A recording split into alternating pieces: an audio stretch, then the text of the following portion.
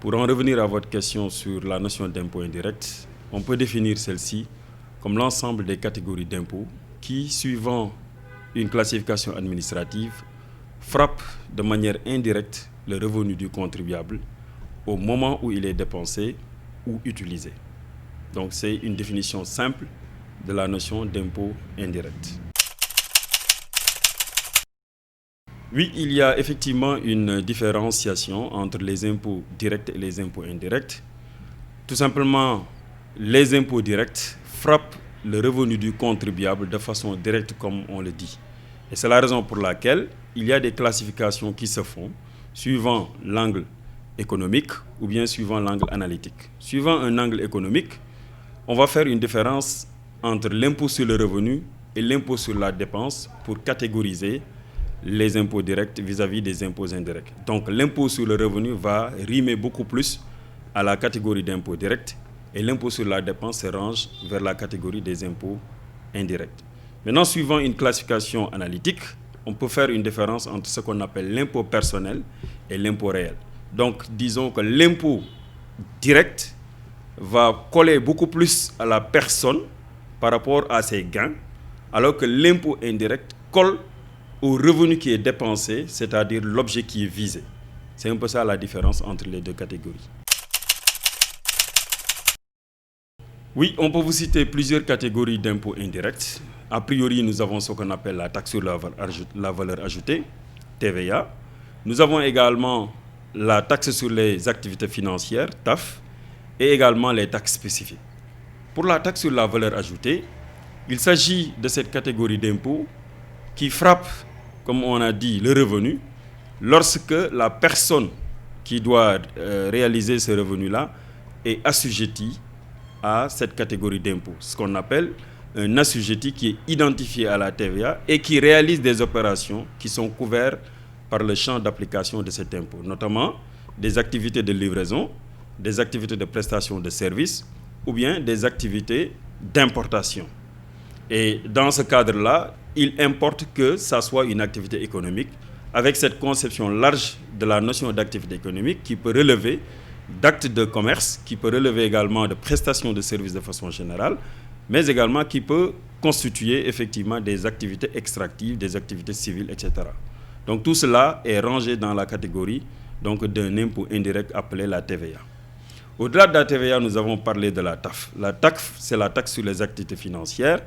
C'est un impôt qui vise certaines catégories de contribuables, notamment par exemple ceux qui sont dans le secteur financier de façon générale. On peut citer à titre d'exemple les banques aujourd'hui, on peut citer ceux qui s'activent dans le cadre par exemple de transfert d'argent ou bien d'autres contribuables qui sont dans l'intermédiation financière. Toutes ces activités-là sont logées effectivement dans le cadre de ce qu'on appelle la taxe sur les activités financières.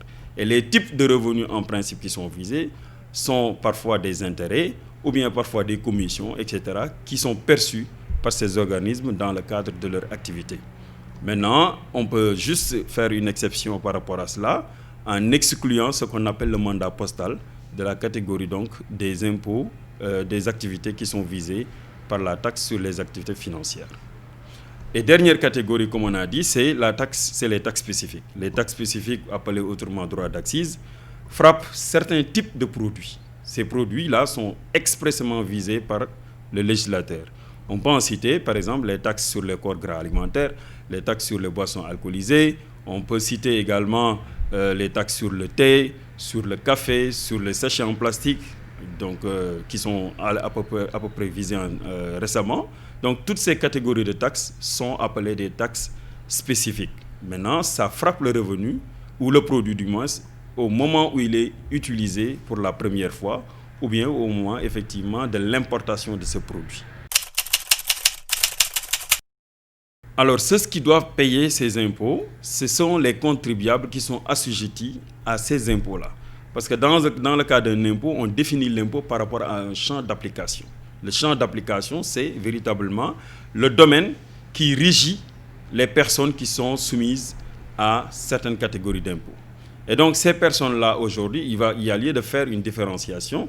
Selon que le contribuable réalise un chiffre d'affaires qui est supérieur ou égal à 100 millions, dans ce cas, on parle de ceux qui relèvent du régime du réel normal, et les contribuables qui relèvent d'un autre régime appelé régime du réel simplifié, c'est-à-dire lorsqu'ils réalisent un chiffre d'affaires annuel, toute taxe comprise, qui est inférieur à 100 millions. Et juste, il y a une exception pour cette catégorie, lorsqu'il s'agit d'une personne physique cette fois-ci, cette personne physique ne réalisant pas un chiffre d'affaires dépassant 50 millions, cette personne va relever de ce qu'on appelle la CGU, c'est-à-dire la contribution globale unique. Voilà donc en termes de périodicité, donc il faut faire la différence entre le régime, ceux qui relèvent du régime normal, qui doivent déclarer de façon mensuelle, n'est-ce pas, leurs opérations, n'est-ce pas, et ceux qui relèvent maintenant du régime du réel simplifié, qui doivent procéder à leur déclaration de façon trimestrielle.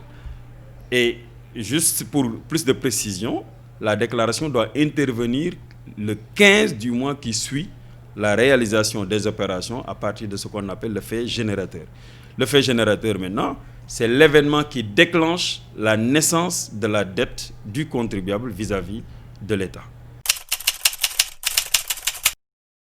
Effectivement, il y a des sanctions à l'endroit de toute personne, tout contribuable qui ne s'acquitterait pas de ses impôts. De façon globale, quel que soit le type d'impôt, il y a des sanctions qui sont attachées à l'inobservation des règles de déclaration et de paiement. Maintenant, pour les catégories d'impôts indirects, les pénalités ou les sanctions peuvent être plus corsées. Il y a ce qu'on appelle parfois des amendes par voie de procès verbal, avec effectivement des réclamations d'ordre pécuniaire. Il peut y avoir également d'autres types de sanctions qui sont véritablement des pénalités légales, qui sont adossées aux réclamations de droit, c'est-à-dire des rappels de ce que le contribuable doit. Et en sus, il y a cette pénalité ou ces pénalités légales-là. Et ces pénalités peuvent aller effectivement à partir de 50% jusqu'à 100%. Donc ça, c'est une forme de sanction également qui est véritablement appliquée à l'endroit des personnes coupables d'inobservation des règles liées au respect des obligations en matière d'impôts indirects. Et enfin, il peut y avoir des sanctions pénales. Lesquelles sanctions pénales peuvent s'appliquer lorsque on a constaté des situations de fraude avérée de la part de certains contribuables. Ça également, c'est le juge qui va se prononcer à ce niveau.